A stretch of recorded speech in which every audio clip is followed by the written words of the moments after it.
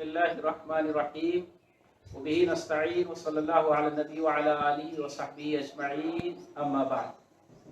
नाज़रीन किराम अस्सलामु अलैकुम व रहमतुल्लाहि व बरकातुहू। महफिल कुरान में आप सबका इस्तकबाल है। आज रमज़ान मुबारक की 3 तारीख, हमारा ये तीसरा रोज़ा है, लेकिन महफिल कुरान में अभी हम पहले पारे में हैं। पहले पारे की इब्तिदाई चीज़ें आपके सामने आ गई थी। अब मैं आज चाहता हूँ कि पहले पारे का खुलासा मुकम्मल तौर पर आज आपके सामने रखा जाए। आयत नंबर 39 तक आपके सामने गुफ्तगू उस पर हो चुकी है और उसमें मैंने बतलाया था कि अल्लाह सुब्हानहू व तआला ने इन 39 आयतों में ईमान क्या है, कुफ्र क्या है, निफाक क्या है, ईमान लाने के बावजूद शक व शुबहा क्या चीज़ है, वफात परस्ती क्या चीज़ है। कुरान मजीद ने ये 3 कैटेगरी बयान की और ये वाज़ेह करने की कोशिश की है बिल्कुल दो टोक कि अल्लाह पर ईमान और यकीन जो होता है वो दिल और दिमाग के साथ होना चाहिए, इत्मीनान के साथ होना चाहिए।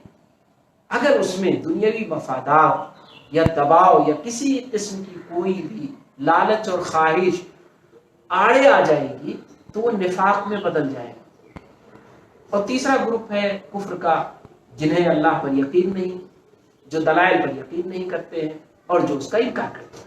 अब आइए यहाँ से, जैसा कि मैंने इशारा किया था कि सूरे बकरा में, ये कुरान मजीद की जो सूरे नंबर 2 है, सूरे बकरा, इसमें बुनियादी तौर पर बनु इसराइल का जिक्र है। बनु इसराइल का मतलब आज की 2 ऐसी बड़ी कौमें जिनको हम यहूद और नसारा कहते हैं, ज्यूस कहते हैं और ईसाई कहते हैं, क्रिश्चियन कहते हैं। ये दोनों कौमें जो अहले किताब हैं, इन अहले किताब का तज़किरा इसमें है। और याद रखिए, कुरान ने जब जिक्र किया था तो अहले किताब की पोजीशन कुछ और थी और आज अहले किताब की पोजीशन कुछ और है। बनु इसराइल की आज जो पोजीशन है, यहूद की आज जो पोजीशन है, ईसाइयों की आज जो पोजीशन है, कि आज पूरा यूरोप ही नहीं बल्कि एशिया में और वो भी अरब इलाके में आकर के इसराइल अपने आप को मजबूत कर चुका है। इस पसे मंजर में कुरान मजीद की इस गुफ्तगू को आप गौर करें और सोचें। आप देख लेंगे कि वाकईतन हमें और आपको यकीन हो जाएगा कि ये अल्लाह का कलाम है। आयत नंबर 40 से लेकर मैं आज आपके सामने रखने की कोशिश करूंगा। पहला पारा जहां खत्म हो रहा है आयत नंबर 141, यानी पूरे 101 आयत है। आयत नंबर 40 से आयत नंबर 141। और आपको ताज्जुब होगा कि कुरान मजीद ने जो अहले किताब पर और ख़ास तौर पर यहूद और नसारा पर, बनु इसराइल पर गुफ्तगू की है, अगर उसे आप गौर से और ध्यान से पढ़ेंगे तो आपको लगेगा कि कुरान मजीद वाक़ईतन अल्लाह का कलाम है, आलिमुल गैब का कलाम है, किसी इंसान का कलाम नहीं है। क्योंकि कोई इंसान किसी कौम का 1400 साल गुजरने के बाद आज अगर उसे फिट किया जाए तो उस पर फिट आता है। ये किसी इंसान के बस की बात नहीं है, कोई इंसान ऐसा नहीं कर सकता है, ये सिर्फ और सिर्फ अल्लाह सुब्हानहू व तआला ही कर सकता है। अब आइए आयत नंबर 40 पढ़ते हैं और आयत नंबर 141 पढ़ते हैं और दोनों को मिलाकर देखते हैं। आयत नंबर 40 क्या है? अल्लाह ताला ने इरशाद फरमाया, या बनी इसराइल अज़कुरू निअमती अल्लती अनअमतु अलैकुम व औफू बिअहदी औफी बिअहदिकुम व इय्याय फरहबून। ऐ बनु इसराइल, मेरी नेमतों को याद करो जो हमने तुम पर इनाम किया। व औफू बिअहदी औफी बिअहदिकुम, मेरे वादे को पूरा करो, मैं भी तुमसे किया हुआ वादा पूरा करूंगा। व इय्याय फरहबून, और सिर्फ मुझे से डरो। ये कहा गया बस सिर्फ इसकी 7 आयतों के बाद 47 नंबर पर फिर इसको दोहराया गया एक अलग अंदाज में क्या दोहराया गया? या बनी इसराइल अज़्कुरू, सिर्फ 7 आयतों के बाद फौरन, ऐ बनु इसराइल मेरी नेमतों को याद करो जो हमने तुम पर इनाम किया है, व अन्नी फद्दलतुकुम अलल आलमीन, और हमने तुमको फजीलत बख्शी सारे जहान पर। ये बहस अभी हम बाद में करेंगे कि सारे जहान पर फजीलत उनको कब तक थी, आज भी है, कल भी रहेगी, या वो खत्म हो गई है, इस पर गुफ्तगू होगी। पहले हम ये समझना चाहते हैं कि आयत नंबर 40 में जो बात कही गई, आयत नंबर 47 में उसी को दोहराया गया, और उसके बाद अल्लाह सुब्हानहू व तआला ने फिर इस बात को दोबारा दोहराया। किस आयत में? इसी आयत को बिल्कुल इसी अंदाज में, सेम अल्फाज में 122 नंबर पर। हमें 141 तक जाना है। 122 नंबर पर फिर अल्लाह ताला ने दोहराया। फरमाया अल्लाह ताला ने, या बनी इसराइल अज़्कुरू, ऐ बनु इसराइल याद करो मेरी उस नेमत को जो हमने तुम पर किया है, और हमने तुमको सारे जहान पर फजीलत बख्शी है। ये कौन सी है? आयत नंबर 122, आयत नंबर 40, आयत नंबर 47, आयत नंबर 122। अब आइए, अल्लाह ताला ने उसके बाद 2 आयतें और हैं जिसको बार बार दोहराया अल्लाह ताला ने। उसमें एक आयत को अल्लाह ताला ने जिक्र किया आयत नंबर 134 में, 122 के बाद 134, यानी जिस चीज की शुरुआत की थी अल्लाह ताला ने आयत नंबर 40 पे, उस बात का तज़किरा 3 बार किया। आयत नंबर 140, आयत नंबर 40, आयत नंबर 47 और आयत नंबर 122।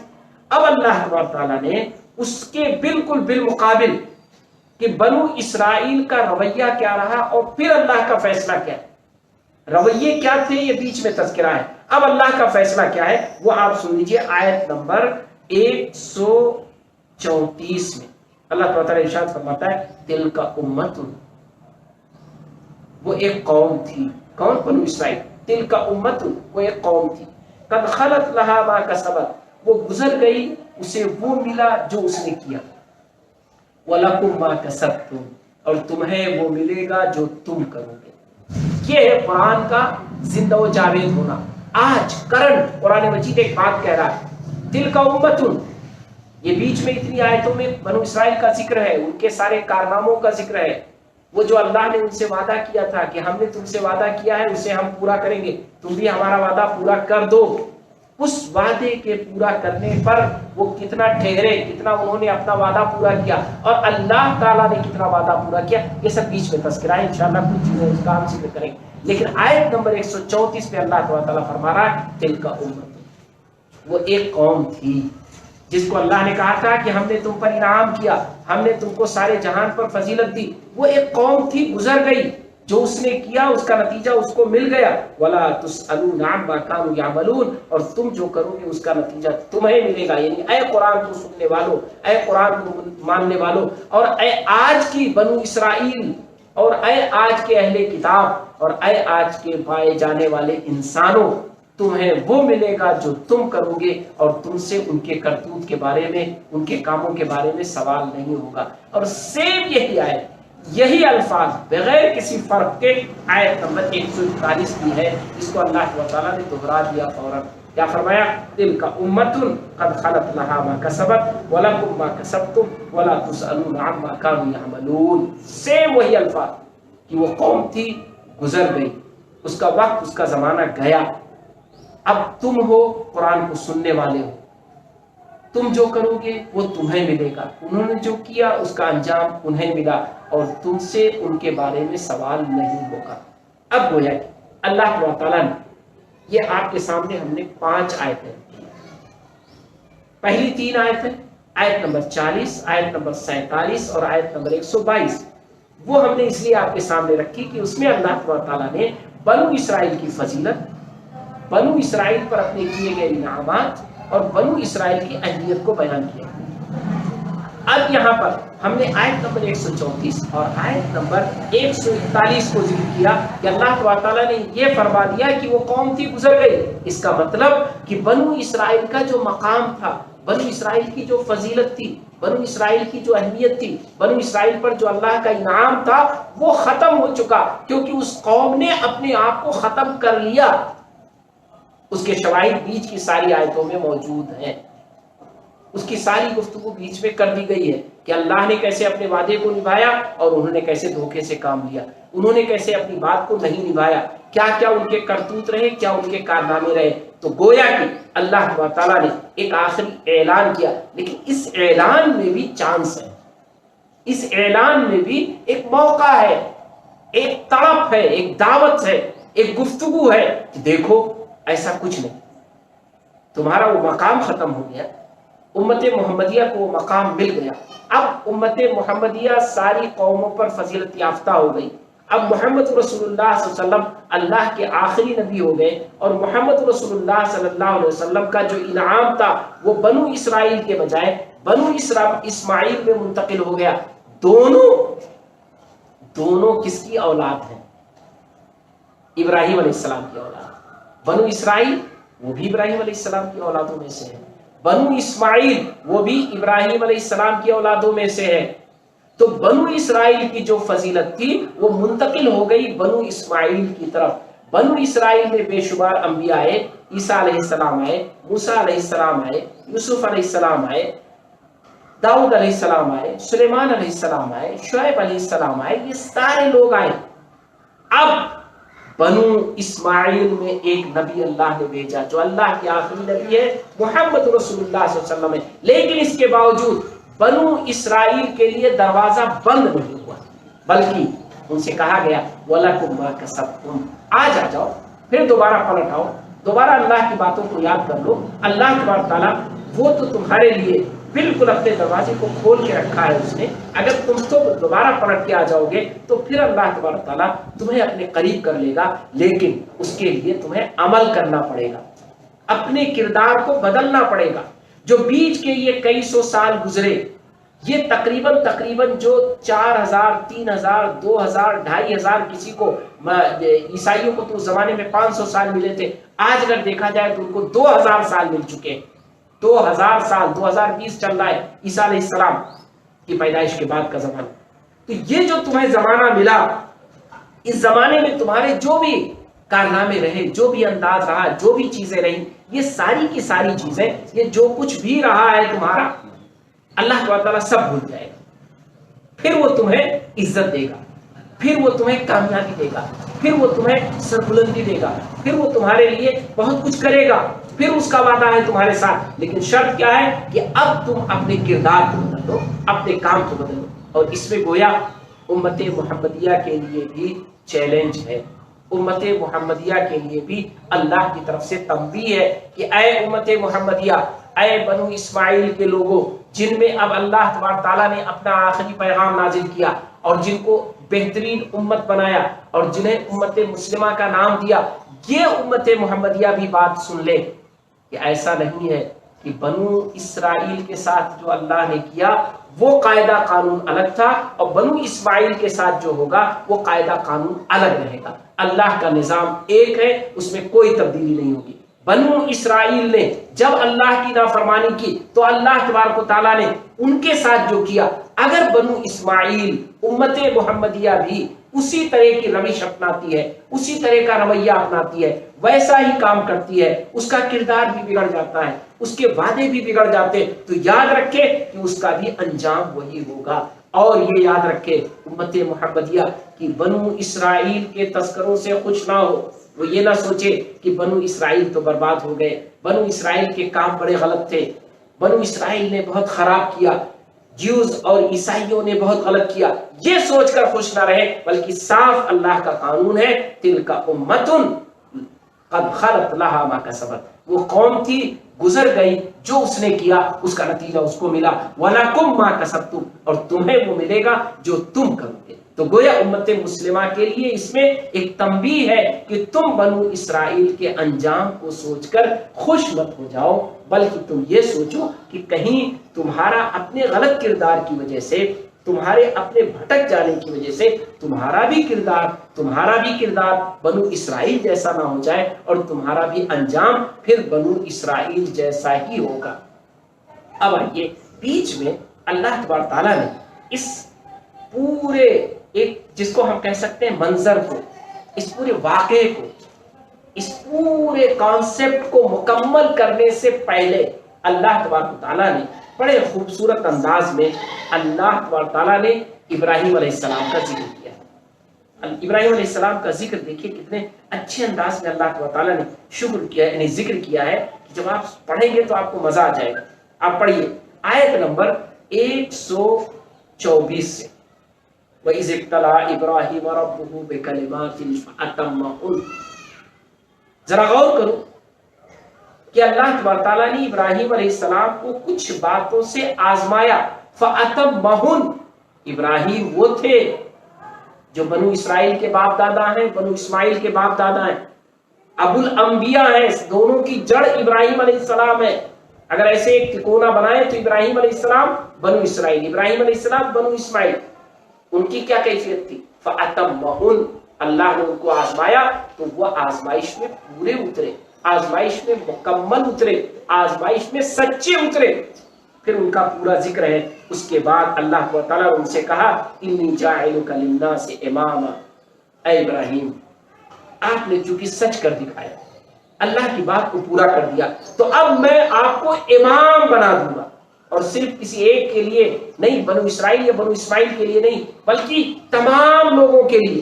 یہی وجہ ہے کہ آج ابراہیم علیہ السلام ابو الانبیاء کہلاتے ہیں. ابراہیم علیہ السلام امت محمدیہ بھی انہیں مانتی ہے, بنو اسرائیل بھی انہیں مانتے ہیں, جیوز بھی انہیں مانتے ہیں, کرسچنز بھی انہیں مانتے ہیں. دنیا میں پائے جانے والے اہل کتاب میں سے آج 3 جو بڑی قومیں ہیں, چاہے وہ مسلمان ہوں, یہودی ہوں یا عیسائی ہوں, تینوں کی تینوں ابراہیم علیہ السلام کی عزت کرتی ہے. بلکہ اس کے علاوہ پائی جانے والی دیگر قومیں بھی ابراہیم علیہ السلام کی اہمیت کو سمجھتی ہیں اور انہیں بڑی عزت دیتی ہیں. اس کے بعد ان کے بیٹے اسماعیل علیہ السلام کا ذکر ہے. اس کے بعد کہتے کہتے اللہ تعالیٰ نے بڑے زبردست انداز میں کہا وَمَن يَرْغَبُ عَن مِلَّةِ إِبْرَاهِيمَ إِلَّا مَن سَفِهَ نَفْسَهُ. کون ہے جو ابراہیم کی ملت سے دور بھاگے گا؟ وَمَن يَرْغَبُ عَن مِلَّةِ إِبْرَاهِيمَ. کون ہے جو ابراہیم کی ملت سے, ان کی روش سے, ان کے گروپ سے دور بھاگے گا؟ وہی بھاگے گا جس کا دل پاگل ہو گیا ہو, جو ناسمجھ ہو گیا ہو, جو اپنی عقل کھو بیٹھا ہو. یعنی اے بنو اسرائیل, اللہ تعالیٰ نے تمہارا انجام اس لیے ایسا کیا ہے. کیوں؟ اس لیے کہ تم نے ابراہیم علیہ السلام کو چھوڑ دیا, اور یہ تمہاری ناسمجھی ہے. اس کو تم اپنی عقل مندی سمجھتے ہو, یہ عقل مندی نہیں ہے. اب آج آپ اس کو فٹ کر کے دیکھیں. آج کے بنو اسرائیل, چاہے وہ عیسائی ہوں چاہے یہودی, وہ دنیا میں چاہے جتنا ترقی یافتہ ہوں, چاہے جتنا آگے چلے گئے ہوں, سائنس اور ٹیکنالوجی میں چاہے جتنا آگے چلے گئے ہوں, طاقت کے میدان میں چاہے جو کچھ انہوں نے کر لیا ہو, اگر انہوں نے ابراہیم علیہ السلام کی روش کو چھوڑ رکھا ہے تو اس کا مطلب کہ ابراہیم علیہ السلام کی وراثت سے وہ دور ہو گئے. اور جب ابراہیم علیہ السلام کی وراثت سے دور ہو گئے تو گویا کہ وہ موسیٰ اور عیسیٰ کی وراثت سے بھی دور ہو گئے, کیونکہ موسیٰ اور عیسیٰ یہ وہی تھے جو ابراہیم علیہ السلام کی وراثت تھی. جتنی بھی ان کی ترقی ہوئی ہے وہ ترقی ان کے اصل سے ان کو دور کرنے والی ہے. امت محمدیہ کو بھی ہمیشہ اس بات کا دھیان رکھنا ہے. انہیں ترقی تو کرنی ہے, انہیں آگے تو بڑھنا ہے, لیکن انہیں کبھی بھی اپنے آپ کو دور نہیں کرنا ہے, انہیں اپنے آپ کو کبھی بھی الگ نہیں لے جانا ہے. بڑے اچھے انداز میں اللہ تعالیٰ نے پھر بڑے اچھے انداز میں آگے سمجھایا. قالوا كونوا هودا او نصارى تهتدوا قل بل ملة ابراہیم حنیفا وما كان من المشرکین. یہ یہود و نصارہ بنو اسرائیل کہتے ہیں امت محمدیہ سے, کہتے تھے رسول اللہ صلی اللہ علیہ وسلم کے زمانے میں, آج بھی کہتے ہیں. اس وقت کہتے تھے جو لوگ محمد صلی اللہ علیہ وسلم پر ایمان لاتے تھے, ارے مکے کے ایک آدمی پر کیوں ایمان لا رہے ہو؟ اگر ہونا ہی ہے تو یہودی ہو جاؤ, عیسائی ہو جاؤ, جس میں انبیاء کی تعداد رہی ہے, جس میں بہت سارے انبیاء ہیں, جس کو محمد صلی اللہ علیہ وسلم بھی مانتے ہیں. تو جس کو محمد صلی اللہ علیہ وسلم مانتے ہیں اس فرقے میں شامل ہو جاؤ, محمد کے فرقے میں کیوں جا رہے ہیں؟ آج بھی یہی کہتے ہیں, آج بھی عیسائی یہی کہتے ہیں کہ آپ چھوڑ دیجئے اسلام کو, آپ چھوڑ دیجئے محمد صلی اللہ علیہ وسلم کو, آ جائیے عیسیٰ علیہ السلام کو مان لیجئے اور اس کے بعد آپ کامیاب ہو جائیں گے. جیوز یہی چاہتے ہیں کہ پوری دنیا ان کے تابع ہو جائے, لوگ ان کی بات کو مان لیں, ان کے ساتھ ساتھ چلنے لگے. یہ بات اس وقت بھی کہی گئی. اللہ تعالیٰ نے اس کا دیکھیں کتنا خوبصورت جواب دیا.